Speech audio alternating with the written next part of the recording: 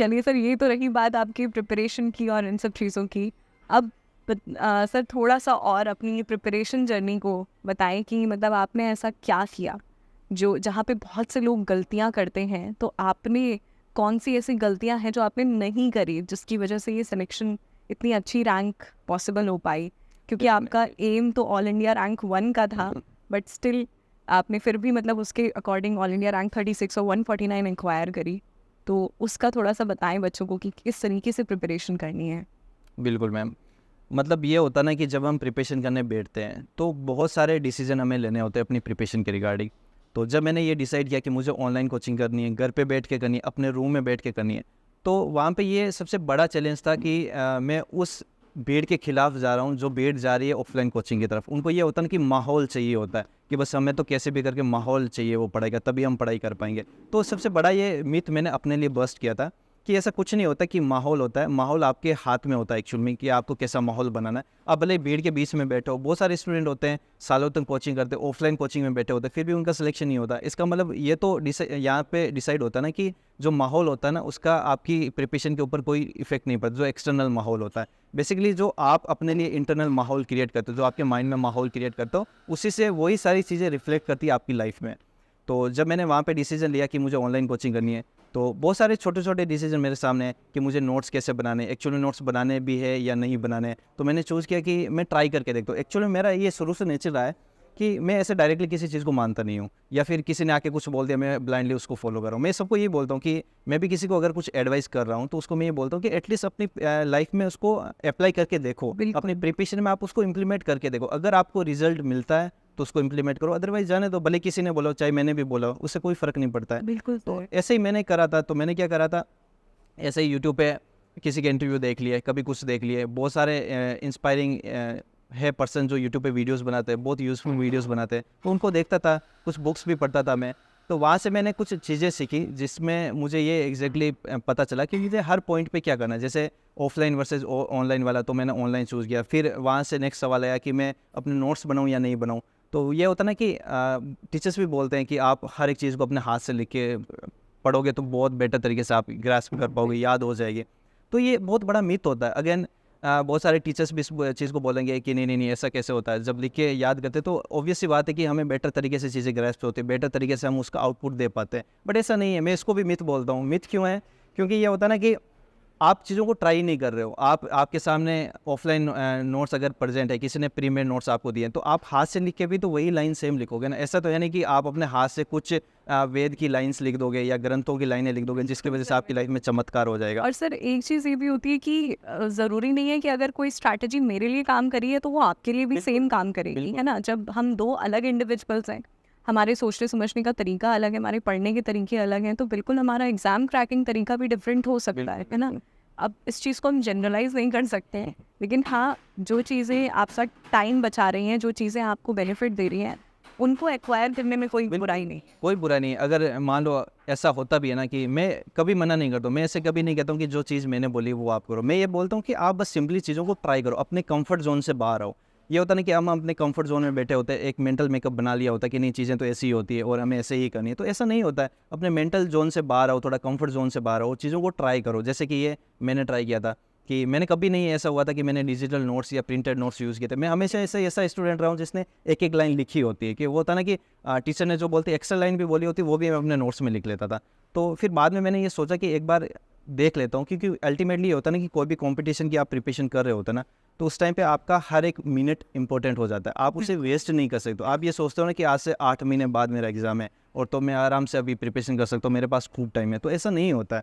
आपको daily basis पे आपका टाइम डेडिकेट करना होता है, और आपको हर एक वो चीज़ जो आपका टाइम वेस्ट करती है वो आपको नहीं करना है, और हर एक वो चीज़ जो आपका टाइम बचाती है वो सारी चीज़ें करनी है। जैसे आप डिजिटल नोट्स यूज़ करते हो, एनफ्रेप में भी वो अवेलेबल है, मैंने देखे थे, बहुत प्यारे नोट्स बना रखे हैं। तो वो मुझे पर्सनली बहुत अच्छे लगे, क्योंकि एग्जैक्टली वही मैं चाहता था अपनी प्रिपरेशन में।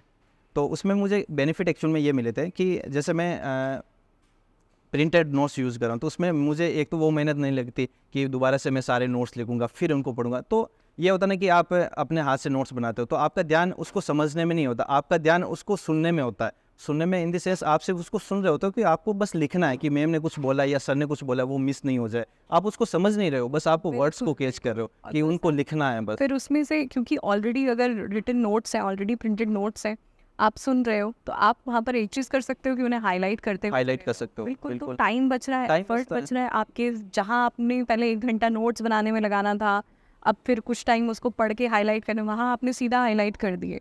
बिल्कुल। और देखो मैं बहुत ही इंटरेस्टिंग चीज़ बताता हूँ, सबको ये बताता हूँ, आपके लिए भी शायद ये शॉकिंग हो सकती है कि जैसे हम सोचते हैं ना कि कोई भी कोचिंग में हम जाते हैं, ऑफलाइन कोचिंग में जाते हैं, तो वहाँ पे एक स्ट्रक्चर्ड कोर्स होता है पूरे साल का कि आपको 8 महीने हम कोचिंग देंगे, इतना टाइम का इतने टाइम में आपको कोचिंग करनी है, उसके बाद में आप अपनी प्रिपरेशन कर सकते हो।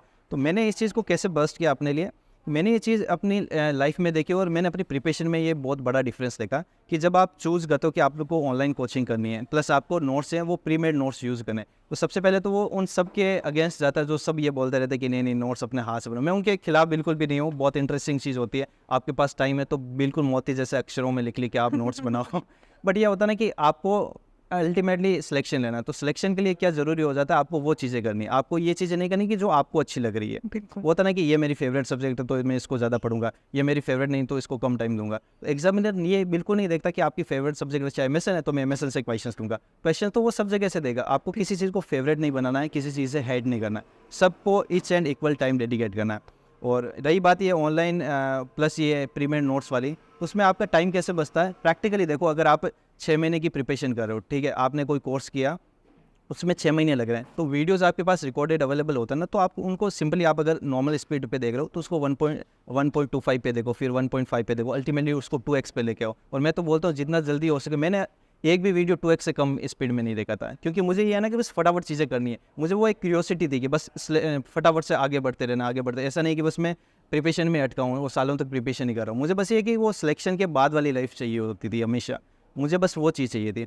तो उसमें एट द एंड ये था कि जैसे मान लो आप 6 महीने प्रिपरेशन करते हो, 2x पे वीडियोस देखते हो, तो 6 महीने का कोर्स आप 3 महीने में कर सकते हो। मैं तो सिंपली इसको ऐसे समझाता हूँ, जैसे मान लो आपके सामने 1 घंटे का वीडियो, ये पॉडकास्ट ही समझ लो आप, 1 घंटे का ये पॉडकास्ट है मान लो, तो अगर आप इसको 2x स्पीड पे देखोगे तो आप 30 मिनट में इसको कंप्लीट कर पाओगे, यानी कि आपके पास 30 मिनट एक्स्ट्रा किसी और काम को करने के लिए, किसी और बेटर काम को करने के लिए। तो आप इसको ऐसे भी समझ सकते हो कि आपके पास 6 महीने का सिलेबस है, तो आप अगर 2x पे हर एक वीडियो को देखते तो आपका 6 महीने का सिलेबस 3 महीने में कंप्लीट हो जाता है। चलो मैक्स टू मैक्स 3 से 3.5 या 4 महीने भी लग जाएगा उसमें, ठीक है, लेकिन आपके 6 महीने का सिलेबस आप 3-4 महीने में करो, तो इससे बड़ी बात आपके लिए क्या हो सकती है। बिल्कुल सर, बिल्कुल। तो ये थी सर की प्रिपरेशन जर्नी।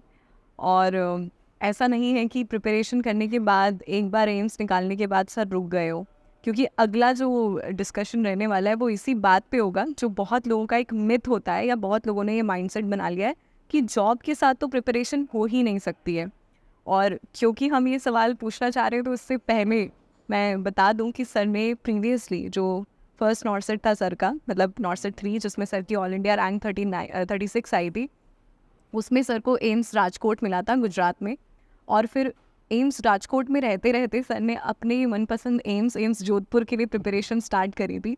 और उस चीज़ को, इस मिथ को भी सर ने बर्स्ट किया। तो सर आप तो सारे स्टीरियोटाइप्स को ब्रेक करते हुए चले जा रहे हैं, बहुत मज़ा आता है इस चीज़ में। ऑनलाइन वर्सेस ऑफलाइन हो, चाहे वो जॉब के साथ प्रिपरेशन हो, चाहे वो ये हो कि आपको चैलेंज करना हो अपने एक्सटर्नल एग्जामिनर को कि नॉट सेट 2022 में देखेंगे, ठीक है। तो सर तीसरा जो मिथ आपने ब्रेक किया है वो ये कि जॉब के साथ प्रिपरेशन पॉसिबल नहीं हो पाती है। तो क्या कहना चाहेंगे सर आप उन लोगों से? बिल्कुल, देखो सबसे पहले तो मैं ये चीज़ कहना चाहूँगा कि एक्चुअल में जो प्रिपरेशन होती है ना किसी भी एग्ज़ाम की, वो बहुत ही सिंपल होती है। आपको कुछ नहीं करना होता, जो सिंपल आपका सिलेबस है, जो पे प्री डिसाइडेड होता है बहुत सारी एग्जाम बॉडीज़ के, आप उस पे जाके सिलेबस देख सकते हो। आपका नर्सिंग का सिलेबस फिक्स होता है, सिंपल आपको वो नर्सिंग का सिलेबस पढ़ना है, बस सिंपल चीज़ें करनी है, उनको फॉलो करनी है, स्ट्रेट फॉरवर्ड प्रिपरेशन करनी है, आपका सिलेक्शन बहुत ईजिली हो जाता है। अब इसमें बहुत सारे सवाल होते हैं कि नहीं मैं तो जॉब कर रहा हूँ, तो जॉब के साथ कैसे प्रिपरेशन करूँ, मेरे पास तो टाइम ही नहीं है, मेरे तो बच्चे हो रखे हैं, बच्चों को संभालना होता है। बहुत सारे कॉल्स आते हैं जिसमें बहुत सारी हाउसवाइफ्स होती हैं जो बोलते हैं कि सर मेरे बच्चे हैं, उनको संभालना होता है, बच्चे स्कूल से आ जाते हैं, वो परेशान करते हैं, हस्बैंड को भी टाइम देना होता है, फैमिली को टाइम देना होता है, जॉब कर रही हूँ तो जॉब को भी टाइम देना होता है। तो इन सब केओस के बीच में मैं अपनी प्रिपरेशन कैसे करूँ? तो देखो सिंपल सी चीज़ है, वो होता ना कि जब मैं एक्चुअल में राजकोट में था, मैंने राजकोट अपने चॉइस से लिया था क्योंकि मुझे एक्सप्लोर करना था कि राजकोट एक्चुअल में कैसा, बाकी सिटीज़ से मुझे बेटर लगा था क्योंकि उस टाइम पे जोधपुर की वैकेंसी थी नहीं एक्चुअल में। तो वहाँ पे जाके मैंने ये चीज़ अपने पर्सनल लेवल पे फील करी कि जो मैंने प्रिपरेशन सबसे पहले करी थी ना, वो बेस्ट प्रिपरेशन थी मेरी लाइफ की। उस टाइम पे मैंने ऐसी ऐसी चीज़ें करी, ऐसी ऐसी टेक्निक्स यूज़ करी अपनी प्रिपरेशन में जो बहुत स्ट्रेट फॉरवर्ड थी, बहुत ही सिंपल प्रिपरेशन थी, लेकिन मैंने अपने कॉन्सेप्ट को इतने बेटर तरीके से बिल्ड किया था कि जब मैंने सेकंड टाइम पे प्रिपरेशन करी थी, जब मेरी जॉब भी थी, जब मैं जॉब पे भी जाता था, अपनी शिफ्ट भी कंप्लीट करता था, उसके बाद में प्रिपरेशन करता था, तो मुझे ज़्यादा एफर्ट नहीं लगाने पड़े।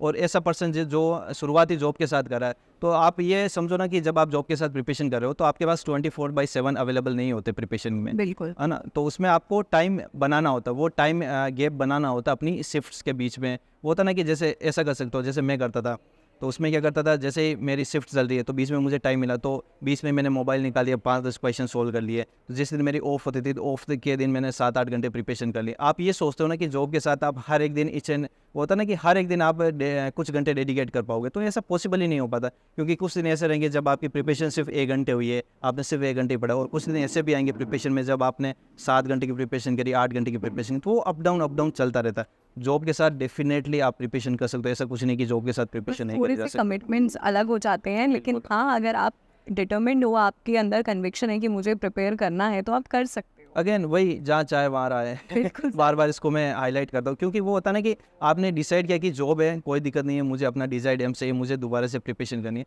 और जब आप दोबारा से प्रिपरेशन करते हो ना, ये स्पेसिफिकली उन बच्चों के लिए जो ये बोलते हैं कि उनको एम्स तो मिल गए, या कोई भी उनको सेंट्रल गवर्नमेंट में उनको उनकी जॉब तो लगी, लेकिन उसके बाद में वो दोबारा से जब प्रिपेयर कर रहे होते हैं, तो उनके मन में यही सवाल होता है कि शायद हमें पूरी की पूरी प्रिपरेशन वापस से करनी पड़ेगी।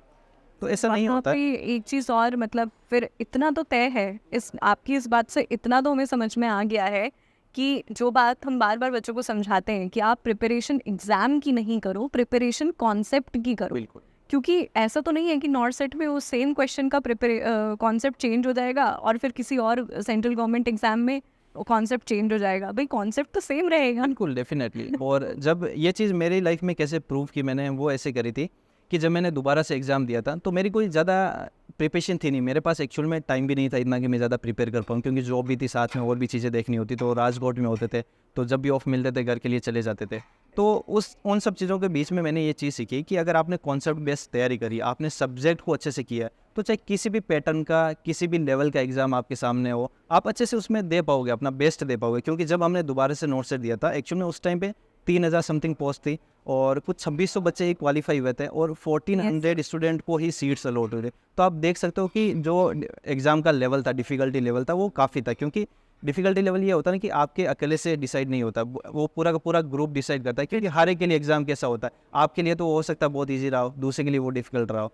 तो ऐसा नहीं होता, आप कॉन्सेप्ट बेस्ड तैयारी करो, आप अपने कॉन्सेप्ट ऐसे करो कि एक बार आपने पढ़ लिया, दोबारा से आपको कभी पढ़ने की ज़रूरत ही नहीं पड़ेगी।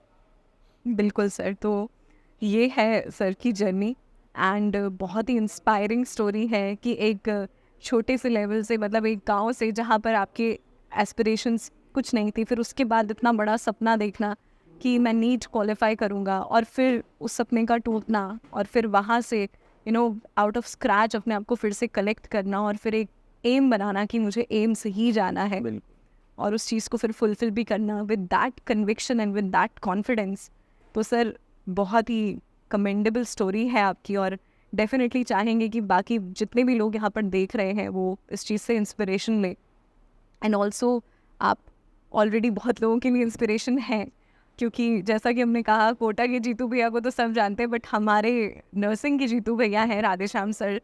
एंड सर आपके साथ काम करने में तो मज़ा आता ही है, बट आपसे बात करने में भी बहुत अच्छा लगा। आपकी story is one of the most inspiring stories of all times, बिल्कुल मैम। और डेफिनेटली चाहेंगे कि आप बच्चों का ऐसे ही मार्गदर्शन करते रहें और हमारे साथ जुड़े रहें। बिल्कुल, और इस गाइडेंस से लेके मैं कुछ बोलना चाहूँगा, यहाँ पे ऐड बिल्कुल करना सर, चाहूँगा बिल्कुल। कि जब मैंने एक्चुअल में प्रिपरेशन करनी स्टार्ट करी थी, तो वो होता ना कि आप अपने रूम में बैठ के प्रिपरेशन करो, तो आप किसकी तरफ देखते हो गाइडेंस के लिए। शुरुआत में ये होता था कि मैं हर एक उस पर्सन को कॉल करता था जो मेरा नॉन है और एम्स में काम कर रहा है, उसको मैं कॉल करके पूछता था, सर आप बताओ मुझे, आपने कैसे प्रिपरेशन करी, आपने क्या किया। तो वो होता ना कि सिलेक्शन के बाद में, मतलब सिलेक्शन लेना, मैं यही कहता हूँ कि सिलेक्शन लेना बहुत बड़ी बात नहीं होता। सिलेक्शन के बाद में भी वो आपके अंदर वो चीज़ होना कि आप दूसरों को इंस्पायर कर पाओ, एक्चुअल में दूसरों को गाइड कर पाओ, वो सारी चीज़ें बहुत कम लोगों में होती है। तो यहीं से मेरी चीज़, ये गाइड करने वाली चीज़ शुरू हुई थी कि एक्चुअल में जब मैंने बहुत सारे लोगों को कॉल किया था, तो कोई बताता ये बुक पढ़ लो, वो बुक पढ़ लो, तो एंड में मैंने देखा कि किसी के पास भी कॉल कर लो, कोई अच्छी गाइडेंस दे ही नहीं पा रहा। और यही गाइडेंस की लैक मैंने वहाँ पे फील करी थी जब मैं कोटा में प्रिपरेशन कर रहा था, कि वहाँ पे टीचर्स ये आपको पढ़ा देते हैं, बहुत अच्छा पढ़ाते हैं, डेफिनेटली उसमें कोई डाउट नहीं, बहुत अच्छा पढ़ाते हैं, सब्जेक्ट वाइज वो एक्सपर्ट होते हैं, बट आपको करियर वाइज गाइड करना, आपको पॉइंट टू पॉइंट गाइड करना, वो सारी चीज़ें कहीं ना कहीं ले करी थी, और वो अपने नर्सिंग फील्ड में भी ले करी थी।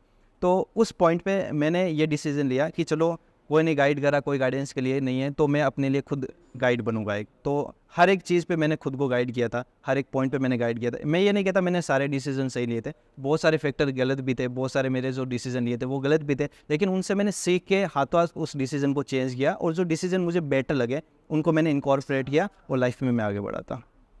बहुत ही सर, अगेन मैं क्या कहूँ, I am at shortage of words कि मतलब आप जिस तरीके से चीज़ें बता रहे हैं, और वो होता है कि कहाँ से शुरुआत करना और फिर उन चीज़ों को आगे लेके जाना, एक मुकाम तक पहुँचना हर किसी की बस की बात नहीं होती है। बहुत बार हिम्मत भी टूटती है, बहुत बार ऐसा लगता है कि छोड़ देते हैं, अब नहीं हो रहा है। लेकिन इन सब चीज़ों से ऊपर उठना और फिर प्रिपरेशन करना और सब चीज़ों के से लड़ के, मतलब प्रिपेयरिंग अगेंस्ट ऑल ऑड्स, और फिर सिलेक्शन लेना और जो कमिटमेंट अपने एक्सटर्नल को किया था उसको फुलफिल करना, बिल्कुल मैम। तो सर बहुत ही प्राउड आपके लिए रहा होगा वो मोमेंट। और बिल्कुल मैम। ऐसा सुना है हमने कि जब पिताजी को बताया था तो उनकी आंखों में आंसू थे कुछ। बिल्कुल मैम, जब ये होता ना कि किसी भी एक बच्चे के लिए जो प्रिपरेशन कर रहा हो, स्पेशली मेरे जैसे बच्चे जो मिडिल क्लास फैमिली से आते हैं, और अपने नर्सिंग फील्ड में बहुत सारे बच्चे होते हैं जो मिडिल क्लास फैमिली से ही एक्चुअल में आते बहुत हैं, सारे नहीं, सारे सारे ही ऑलमोस्ट कह सकते हो। बहुत ही हम्बल तो बैकग्राउंड से बिल्कुल होते हैं बिल्कुल सर। बिल्कुल, और मैं ऐसे बैकग्राउंड से जहाँ एजुकेशन का कोई बैकग्राउंड नहीं, मेरी फैमिली में पहले कोई गवर्नमेंट जॉब में नहीं था, ना ही कोई एजुकेशन वाइज कोई ऐसा था कि बहुत ही एजुकेटेड हो। हमेशा ही शुरू से ही वो रहा था माहौल की चलो पढ़ लिए, 12th तक पढ़ाई कर ली, चलो ठीक है काम धंधे पे लग जाते हैं, अपना काम करते हैं, वही मारवाड़ी मेंटालिटी। तो उसमें मैंने ये चीज़ देखी कि मेरे पापा शुरू से ही चाहते थे कि मैं इन सब चीज़ों से बाहर निकलूँ। उनको ये लगता था कि एक जो गवर्नमेंट जॉब होती है ना, वो बहुत ही सेफ़ और बहुत ही सिक्योर जॉब होती है, और डेफिनेटली एट द एंड वो बहुत ही ये कह सकते हो सपोर्टिव होती है आपकी फैमिली के लिए, आपके लिए, आपकी जो आने वाली जनरेशन होती है उनके लिए एक बेस बनाती है। तो जब मेरा एक्चुअल में रिज़ल्ट आया था उस दिन की मैं आपको बात बताता हूँ कि एक्चुअल में जब मैंने फ़र्स्ट टाइम नोट सेट दिया था, उससे पहले मैंने नोट सेट नहीं दिया था, तो मुझे ये भी डर था कि क्या पता होगा नहीं होता। लोगों को बोल तो दिया कि मेरा सिलेक्शन हो जाएगा, पापा को भी ये लगता था कि सिलेक्शन हो जाएगा, कि लेकिन ये डर था कहीं ना कहीं, छोटा सा वो डर एक कोने में रहता है आपके कि अगर क्या पता नहीं हुआ तो लोगों को मैं क्या मुंह दिखाऊंगा, कि इतने कन्विक्शन के साथ उस टीचर को भी बोल दिया था, बाकियों को भी बोल दिया था कि सिलेक्शन होगा, अगर नहीं हुआ तो क्या हुआ। तो एक्चुअल में क्या था, जिस दिन रिजल्ट आ रहा था तो ऐसे माहौल बना हुआ था कि आज रिजल्ट आने वाला है, तो मैं ऐसे बैठा हुआ था, तो 3 साढ़े 3 बजे की बात है, उस टाइम पे मैंने अपने फ़ोन को छोड़ा था, सुबह से लेके शाम तक मैंने फ़ोन को छोड़ा ही नहीं था कि क्या पता कब रिजल्ट आ जाए, कब रिजल्ट आ जाए। तो मैं अपने रूम में बैठा हुआ था, जैसे ही मैं रूम में फ़ोन को छोड़ के बाहर निकला, पीछे से एक कॉल आई थी, और वो कॉल मेरे एक सीनियर की थी। तो उसने सिंपली ऐसा बोला था कॉल उठाने के बाद में कि देख राधेश्याम, घबराना नहीं है, रिज़ल्ट आ चुका है और मैं PDF सेंड कर रहा हूँ तुझे, तू अपना रिज़ल्ट देख, 5 मिनट आराम से रेस्ट करना, फिर मुझे बताना। उसने बताया था कि मेरा तो नहीं हुआ और तू देख ले शायद तेरा हो गया होगा। तो वो मेरे सीनियर थे, बहुत रेस्पेक्ट करता हूँ मैं उनके, आज भी मेरे टच में है। तो अभी वो दिल्ली एम्स में एक्चुअली, Okay. तो उनकी भी बहुत ही इंस्पायरिंग स्टोरी रही है। तो एक्चुअल में जब मैंने ये सुना कि इनका ही नहीं हुआ, क्योंकि वो होता ना कि सीनियर हैं आपके, आपके लिए हमेशा इंस्पायरिंग रहे हैं, गाइड आपको गाइड करते थे, उनका ही नहीं हुआ तो तेरा कैसे होगा। तो उस टाइम पे मैं एक बार के लिए तो टूट गया था कि शायद इनका नहीं हुआ तो मेरा तो कैसे हुआ होगा। तो मैंने ऐसे ही जैसे तैसे करके उस हिम्मत जुटाई उस PDF को देखने की, क्योंकि वो मोमेंट होता ना बहुत ही ऐसे लगता है ना कि वो 1 मिनट भी 1 घंटे जैसा लगता है, कि आपको बहुत सोच समझ के, आपकी सांसें भी आपको फील हो रही होती कि क्या चल रहा है, दिल आपका धड़क रहा है जोरों से कि रिजल्ट आ गया, रिजल्ट आ गया, होगा नहीं होगा डेफिनेटली। तो उस टाइम पे बस मैंने वो PDF खोली और उसको PDF को खोल के ऐसे मैंने साइड में रख दिया और आंखें बंद कर ली मेरी, कि मैं उसको देखूँ नहीं देखूँ, देखूँ नहीं देखूँ। फिर जैसे तैसे हिम्मत जुटाई कि चलो देखना तो पड़ेगा। अगेन वही कि कल को मैं क्या बोलूँगा कि रिजल्ट से मैं घबरा गया, तो ऐसा तो नहीं हो सकता। तो मैंने जो भी होगा देखा जाएगा, एक बार देख लेते हैं। तो मैंने उसको फ़ोन को सीधा किया, उसमें देखा, तो उसमें मैंने अपने रोल नंबर सर्च किए थे, तो उसमें रोल नंबर में दिखा रहा था रैंक 36। मैं एक बार के लिए शौक था कि ऐसा तो नहीं हो सकता। वो होता ना कि बिल्कुल भी विश्वास नहीं हो रहा था मेरी आंखों के ऊपर कि मैं क्या देख रहा हूँ, मुझे वो चीज़ डाइजेस्ट नहीं हो रही थी, वो मैं प्रोसेस ही नहीं कर पा रहा था, मेरा ब्रेन प्रोसेस बिल्कुल नहीं कर पा रहा था उस चीज़ को। तो और तो कोई था नहीं वहाँ पे। तो मैं अपने रूम से बाहर गया, हॉल में पापा बैठे हुए थे, तो मैंने पापा को बुलाया, पापा 1 मिनट के लिए आप इधर आना, कुछ काम है। मैंने उनको ये नहीं बताया कि रिजल्ट आ रहा है, तो उनको बुलाया, मैंने बिठाया अपने पास में बेड पे। तो मैंने उनको बोला कि पापा ये नंबर कितना आप देखो ना। तो उन्होंने बोला कि ये तो 36 नंबर है, मतलब 36 नंबर है। तो मैंने कहा सच में आपको 36 नंबर ही दिखाई दे रहे हैं ना? कि हाँ 36 नंबर दिखाई दे रहे हैं। मैंने कहा पापा अगर सच में 36 नंबर दिखाई दे रहे हैं ना तो ही बोलना, क्योंकि मेरे सिलेक्शन की बात है। अगर गलत नंबर आपने देख लिया तो मैं ऐसे ही खुशी के मारे कुछ भी कर बैठूंगा। तो मैंने अगेन उनसे दोबारा से अपने जो रोल नंबर होते हैं वो उनको दिखाए। मैंने कहा ये रोल नंबर पढ़ो आप, और इस जो लिस्ट में रोल नंबर उनको मैच करो आप। तो उन्होंने मैच किया कि ये रोल नंबर तो सही है। फिर मैंने 2-3 दोस्तों को और बोल लगाया। मैंने कहा ये सच में, तो मैंने उनको ये नहीं बताया कि मेरा सिलेक्शन हो गया। मैंने उनको सिंपली अपना वो जो होता है एडमिट कार्ड होता है वो भेजा उनको। मैंने कहा तू खुद से देख कि बता मेरा रिजल्ट क्या रहा है। तो सब यही कॉल करके बोल रहे थे कि 36 रैंक आई गई, 36 रैंक आई। तो आधे 1 घंटे बाद में मुझे ये प्रोसेस हुआ कि चलो रैंक अब आ गई है। और रियलाइजेशन होने में फिर टाइम। जब ये मैंने पापा को बताया तो पापा लिटरली उस टाइम पे पापा के आंखों में आंसू थे। और वो जो मोमेंट था ना मेरी लाइफ का सबसे बेस्ट मोमेंट था। कि होता ना कि आपके पापा जो सालों से, मारवाड़ी में ऐसा बोलते हैं कि जब बच्चा पैदा हो जाता ना तो उसकी तरफ, उसके पैरों की तरफ उसके पापा देखने लगते हैं कि एक दिन जाके ये मेरा सहारा बनेगा। और उस मोमेंट पे जब पापा की आंखों में आंसू थे एक्चुअल में, तो वो मैं देख रहा था, कुछ नहीं सोच रहा था माइंड में, बस वो एक इमोशनल मोमेंट था मेरी लाइफ का। और ये होता ना कि उस इमोशनल मोमेंट को मैं जीने के लिए दोबारा से मैं कुछ भी कर सकता हूँ, लाइक किसी भी एग्ज़ाम की प्रिपरेशन दोबारा से कर सकता हूँ। वो बहुत ही मोटिवेटिंग फैक्टर था मेरी लाइफ का। कि सच में जो चीज़ सालों से पापा मेरे बारे में सोच रहे थे, जो मेरी तरफ देख के ये सोच रहे थे ना कि कभी ये हमारा सहारा बनेगा, उसका सिलेक्शन हो गया। तो डेफिनेटली पापा रो रहे थे उस टाइम पे, वो कुछ बोल नहीं पा रहे थे। और बस मैं कुछ नहीं कहना चाहूँगा, वो होता ना कि बस निःशब्द उन सारे मोमेंट्स के लिए। एक्चुअल में जो मोमेंट जब आप फील करोगे, जब आपका सिलेक्शन होगा, तब आपको लगेगा कि डेफिनेटली आपने लाइफ में कुछ अचीव किया है। तो सर एक बहुत इम्पॉर्टेंट बात जो कि बहुत लोगों के लिए डीमोटिवेटिंग भी रहता है, लेकिन आपने उस चीज़ को भी क्रैक किया है। और यहाँ पे मैं जब डीमोटिवेशन की बात कर रही हूँ स्पेशली मेल कैंडिडेट्स के लिए, तो वो है 80-20 रेशियो। तो सर 80-20 रेशियो के होते हुए भी टॉप रैंक लेके आना विदिन 100, विदिन 200, और फिर उसके बाद इस चीज़ को कंटिन्यू रखना, तो इतना तो सर मैं समझ पा रही हूँ कि आपको पेपर का पैटर्न तो बहुत अच्छे से पता है। क्योंकि एक बार अगर सिलेक्शन हो जाए इतनी अच्छी रैंक के साथ तो भले ही लोग उसको लक का नाम दे सकते हैं, लेकिन 2 बार इतनी अच्छी रैंक के साथ सिलेक्शन होना फिर डेफिनेटली सर वो मेहनत है। तो उसके लिए मैं आपसे पूछना चाहूँगी कि इस चीज़ पे आपके क्या इंसाइट्स हैं, आपके व्यूज़ क्या है 80-20 पे और टॉपर बनने पे? बिल्कुल मैम, ये होता है ना कि मैं सिर्फ लोगों का नहीं कहता हूँ, लोगों का तो काम वही है ना, लोगों का तो काम ये कहना कि सिलेक्शन हो भी जाएगा तो ऐसे बोलेंगे पैसे खिला के रैंक लेके आया होगा। ऑब्वियसली बात है कि मेरे पास बहुत जनों का ऐसे एक्चुअल में कॉल आया था जिन्होंने ऐसा बोला था कि अच्छा 36 रैंक पक्का पैसे खिलाए होंगे। Oh my God. ठीक है। तो मतलब ये होता ना कि एक लोगों की बात नहीं कहना चाहूँगा, एक्चुअली में मेरे मन में खुद में ये आया था कि चलो मैंने इतनी अच्छे से अपनी प्रिपरेशन करी है, इतना सब कुछ मैंने किया है, तो क्या सच में मैं इतनी रैंक डिज़र्व करता हूँ कि, या फिर मेरी जो रैंक आई वो ऐसे ही वो होता ना कि इत्तेफाक से आ गई। तो मेरे मन में भी यही सवाल था कि 36 रैंक आ गई, चलो अच्छी बात है, लेकिन मैं दोबारा से जब मैंने प्रिपरेशन करी, वही सारी चीज़ें मैंने फॉलो करी, तो दोबारा से मेरी अच्छी रैंक आई। तब मुझे डेफिनेटली ये विश्वास हो गया था कि जो मैंने प्रोसेस फॉलो करी थी उसमें कहीं ना कहीं वो दम था जिसकी वजह से ये रैंक दोबारा से आई। क्योंकि ये होता था ना कि अगर इत्तेफाक की बात होती तो दोबारा से मैं कभी सिलेक्ट नहीं हो पाता, या एक्चुअल में मेरे साथ में थे जो काम कर रहे थे जिनकी एक्चुअल में अंडर 100 रैंक थी लेकिन दोबारा से उनकी रैंक नहीं आ पाई। तो वो डिफरेंस मुझे वहाँ पे दिखा एग्जैक्टली कि एक बार रैंक आने के बाद में दोबारा भी आपकी वही रैंक आती। तो कहीं ना कहीं आपने प्रोसेस अच्छे से फॉलो करी है, आपने उस प्रोसेस में जो टॉपर बनने वाली प्रोसेस, या टॉपर को भी छोड़ो, जो सिलेक्शन वाली प्रोसेस होती है उसमें आपने खुद को इतना निखारा होता है, इतना तराशा होता है एक्चुअल में, मैं ये कहूँगा कि आप उन फंडामेंटल्स पे काम करते हो। जैसे मैंने पहले ही हाईलाइट किया था कि आप अपने कॉन्सेप्ट पे इतना काम करते हो जिसकी वजह से आपकी रिपीटेड वो रैंक आती है।